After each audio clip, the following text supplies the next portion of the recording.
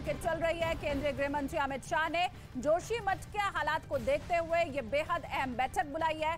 इस मीटिंग में नितिन गडकरी, भूपेंद्र यादव, गजेंद्र सिंह शेखावत, नॉर्थ और साउथ ब्लॉक के बड़े अधिकारी भी शामिल हैं। ये बड़ी खबर, जोशीमठ में अभी जो आपदा आई है उसे लेकर क्या सही निर्णय लिया जा सके और कैसे लोगों को ठीक जगहों पर पहुंचाया जा सके। अहम बैठक दिल्ली में।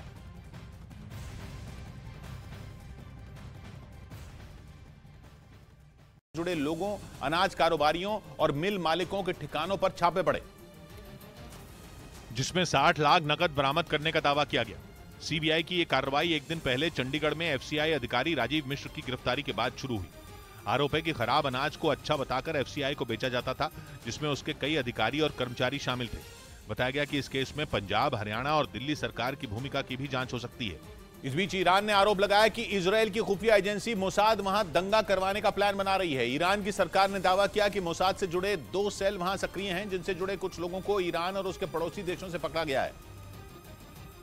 और ईरान की सरकार को शक है कि ये सभी लोग वहां चल रहे हिजाब आंदोलन की आड़ में कुछ खतरनाक करने वाले हैं। पिछले साल सितंबर में हिजाब आंदोलन के दौरान ईरान की सेना के एक बड़े अधिकारी की मौत हो गई थी। ईरान के खुफिया मंत्रालय ने इस मामले के तार उस घटना से भी जोड़ दिए, क्योंकि उसका कहना है कि इजरायल की खुफिया एजेंसी मोसाद ने ईरान में हाइब्रिड आतंकवादी भेजे हैं, जो हिजाब आंदोलन के बीच ईरान में दंगे करवाना चाहते हैं। क्योंकि हाइब्रिड आतंकवादियों को पहचानना आसान काम नहीं है। हाइब्रिड आतंकी ऐसे लोग होते हैं जो सामान्य जीवन जीते हैं और मौका मिलते ही आतंकी घटनाओं को अंजाम दे देते हैं, और इसी वजह से उन्हें पकड़ना मुश्किल हो जाता है। ईरान को ऐसे ही हाइब्रिड आतंकियों से डर लग रहा है, और उसका कहना है कि मोसाद ने ईरान में ऐसे ही लोगों को भेजा है, जिनमें 13 को उसने तेहरान, इस्फहान और पश्चिमी अजरबैजान से गिरफ्तार किया। ईरान के खुफिया मंत्रालय ने दावा किया कि इस समय वहां मोसाद से जुड़े 2 सेल सक्रिय हैं, जिनमें 23 लोग हैं, और उन्हीं 23 में 13 को गिरफ्तार किया गया, जबकि इन सबका मास्टरमाइंड यूरोप के किसी देश में छिपा बैठा है और ईरान की पकड़ से बाहर है। ईरान की सरकार ने जानकारी दी कि ये लोग एक दूसरे से सोशल मीडिया के जरिए जुड़े हैं और ईरान के बड़े शहर उनके निशाने पर हैं,